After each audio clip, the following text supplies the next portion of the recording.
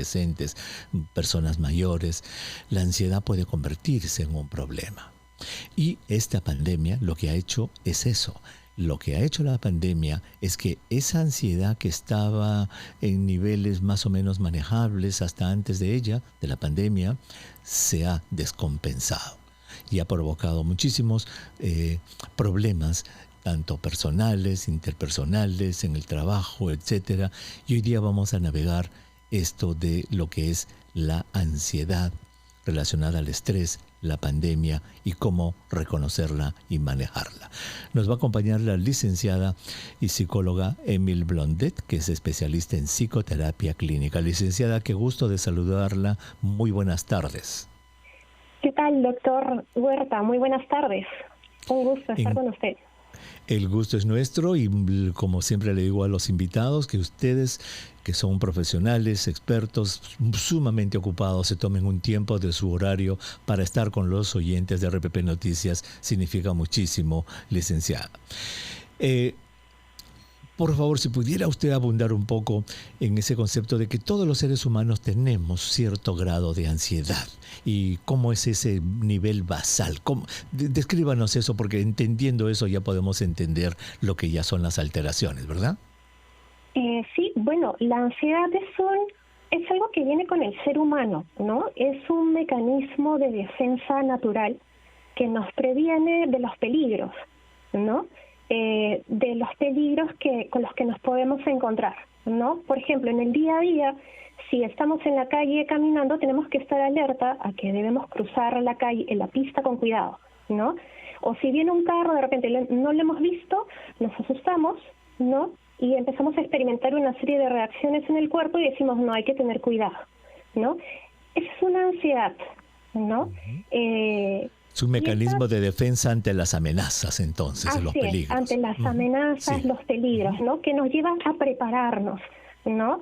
El problema es que cuando esta ansiedad es excesiva y estamos pensando constantemente en el peligro, ¿no? Y ya no nos deja estar tranquilos, ya no nos deja pensar claramente, hacer nuestras cosas del día a día, ¿no? Cuando cambia de ser algo natural, algo cotidiano, ¿no? Que puede ser simple, que nos pueda prevenir de peligros reales, a una constante preocupación sobre peligros que no tenemos bien determinados o que de repente no son tan reales, ahí es cuando empieza a haber un problema, una dificultad. Qué interesante. O sea, no solamente es un aumento de intensidad, ¿verdad? De que uno está más, digamos, alerta a ciertos peligros, sino que los peligros ya no son objetivos reales, ¿verdad? Al cruzar la calle o qué sé yo, algo que tenga que relación con el clima o lo que sea, sino ya empiezan a ser amenazas percibidas, podríamos decirlo, ¿no? Como, no quiero decir inventadas, pero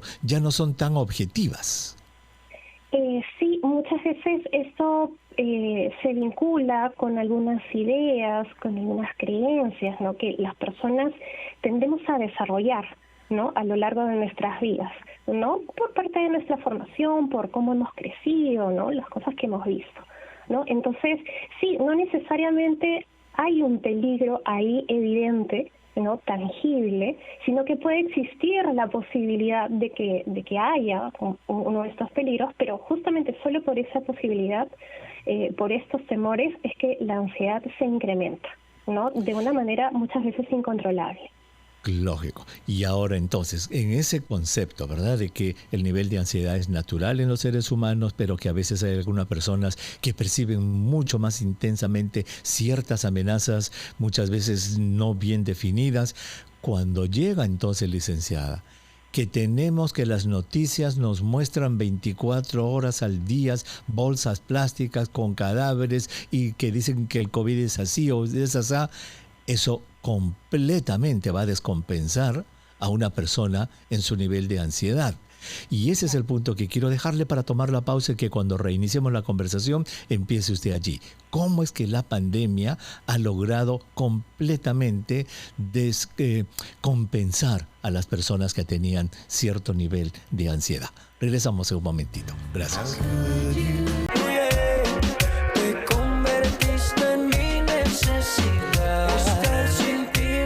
Ya estamos de regreso en el programa. Muchísimas gracias por estar con nosotros en este su espacio vital en el aire de RPP Noticias, La Voz del Perú. Soy el doctor Elmer Huerta. Muchísimas gracias por estar con nosotros en este día, miércoles 25 de agosto del año 2021.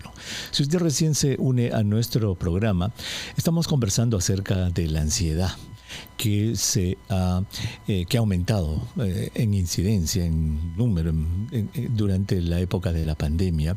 Estamos hablando con la licenciada Emily Blondet, quien es psicóloga especialista en psicoterapia clínica y ya nos ha dado conceptos importantísimos. Número uno, que como defensa ante las amenazas de la vida, todos los seres humanos tenemos un cierto nivel de ansiedad, para defendernos de cosas muy objetivas. En la calle, en la casa, qué sé yo, cruzando un campo, uno está atento, pues, porque uno tiene que estar atento, cualquier cosa puede pasar.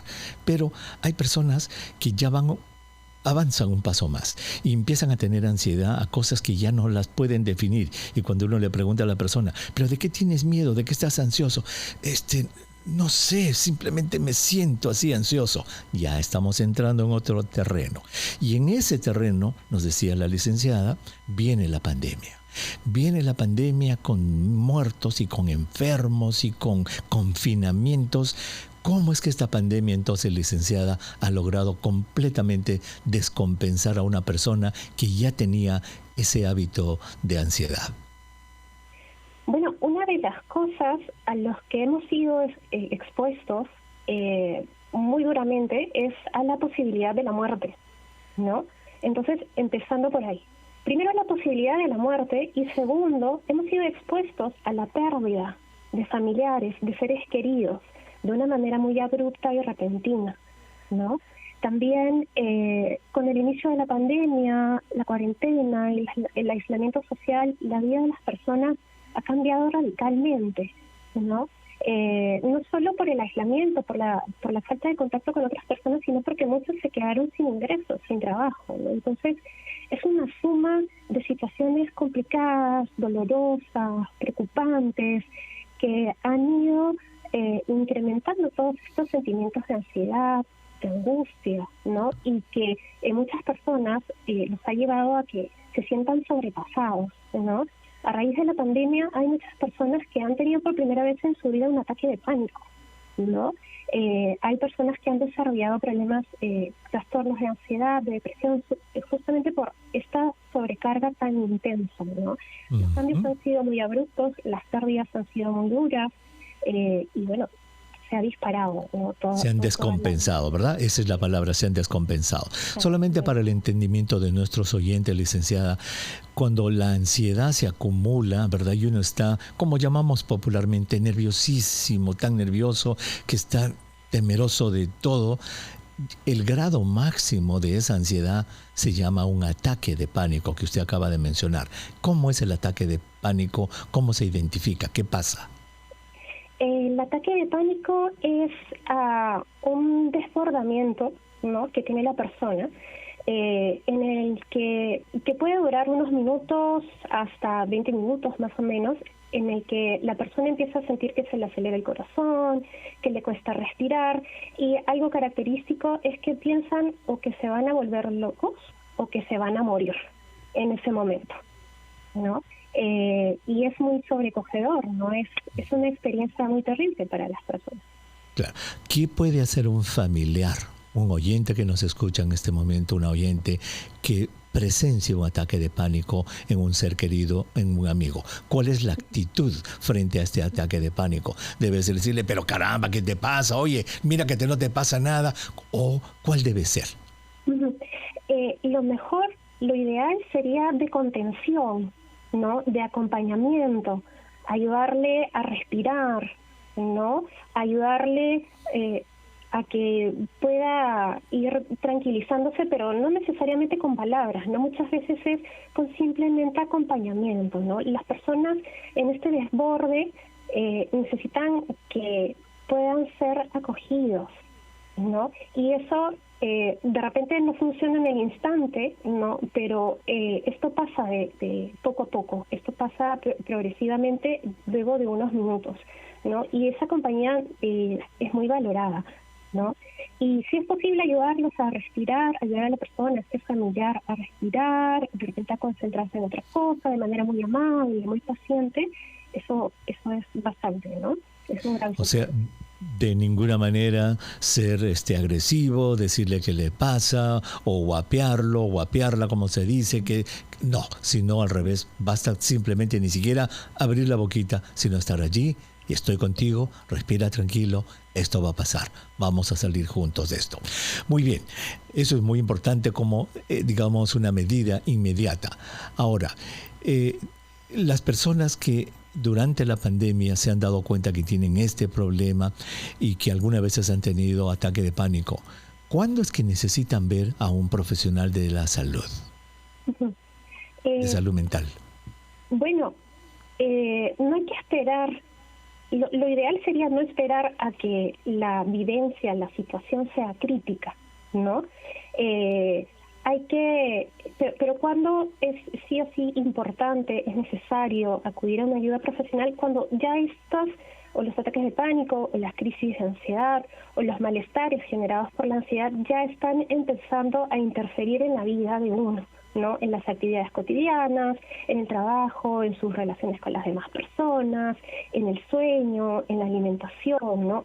Cuando ya las actividades, la vida ya está siendo afectada de manera intensa, ¿no? Uh-huh. Y cuando se va con el profesional de salud mental, se va con el doctor de psiquiatría, se va con el psicoterapeuta, mucha gente tiene miedo a las medicinas. ¿Se necesita siempre medicamentos para tratar una ansiedad o un ataque de pánico o no necesariamente?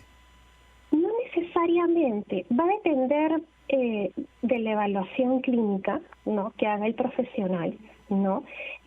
Porque puede ser que sea un ataque de pánico aislado o puede ser que sea algo repetitivo. Es cuestión de la evaluación, ¿no?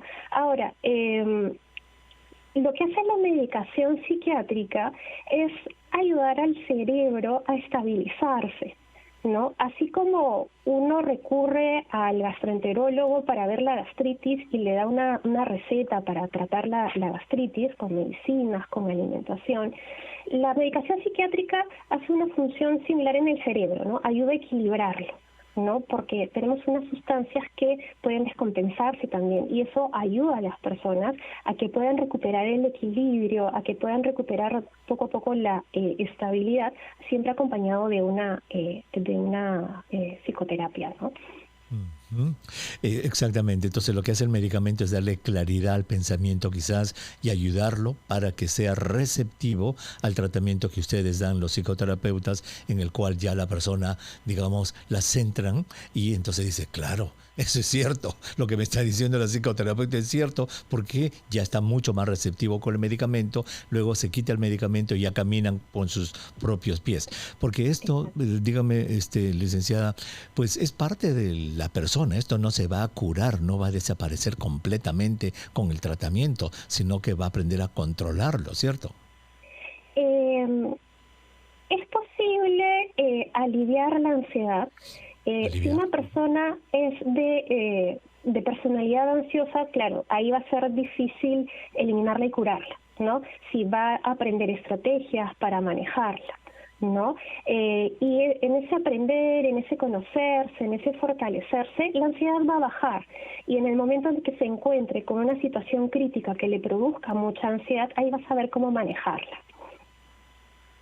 Exactamente, eso es sumamente importante porque hay mucha gente que no sabe este concepto que usted acaba de mencionar, licenciada, y cree que va a recibir una medicina o algo y ya para siempre va a ser, como ellos llaman, y que en psiquiatría he aprendido, en psicología, jamás se habla de normal. Ellos dicen, no, yo quiero ser completamente normal. Entonces muchas veces se frustran porque reciben los tratamientos, pero dicen, ay, pero si yo todavía tengo ansiedad, no me la han curado. Lo que pasa es que no ha aprendido, como usted dice, a situarse y a manejar su ansiedad. En términos ya de pronóstico, ¿cómo es el pronóstico, el futuro de personas con ansiedad que han tenido ataques de pánico relacionados a la pandemia? Dependiendo de cuál sea la problemática específica de la persona, va a estar muy relacionado a eso, ¿no? Pero es algo que se puede aprender, es algo que se puede manejar, ¿no? Es algo que se puede superar. Claro, requiere esfuerzo, requiere dedicación, requiere un compromiso con uno mismo, ¿no? Pero sí es posible salir adelante, es posible estar mejor, ¿no? Sentirse mejor. Exactamente, porque sin tratamiento adecuado, sin ese entendimiento, sin ese conocimiento de nosotros mismos, la ansiedad puede convertirse en un problema discapacitante, licenciada, ¿cierto? Así es, y empieza por el reconocimiento de que uno no lo está pasando bien, ¿no? Por acogerse uno mismo y aceptar que sí está pasando mal, ¿no? Y que es necesario acudir a una ayuda, ¿no? Fabuloso. Licenciada, muchísimas gracias por ayudarnos a entender este problema que es sumamente común, ¿cierto? Es uno de los problemas más comunes en las ciencias de la salud mental. Así es muy común. Fabuloso. Muchísimas gracias por haber estado con nosotros y con los oyentes de RPP Noticias. Gracias. Gracias a usted. Buenas tardes. Encantado. Muchísimas gracias. La licenciada Emily Blondet, psicóloga especialista en psicoterapia clínica. Fíjese, señora, fíjese lo que nos ha dicho, qué importante, ¿eh? La personalidad, cómo es usted, conocerse a sí mismo, saber, ¿verdad? Yo soy así. Ajá. ¿Me voy a descompensar? No, no voy a descompensarme. Esto es así, esto es así. Pero ese aprendizaje de uno mismo, ese saber manejar nuestra personalidad, es algo que muchas veces hay que aprenderlo. Vamos a regresar con más de su espacio vital inmediatamente después de la pausa. No se vayan.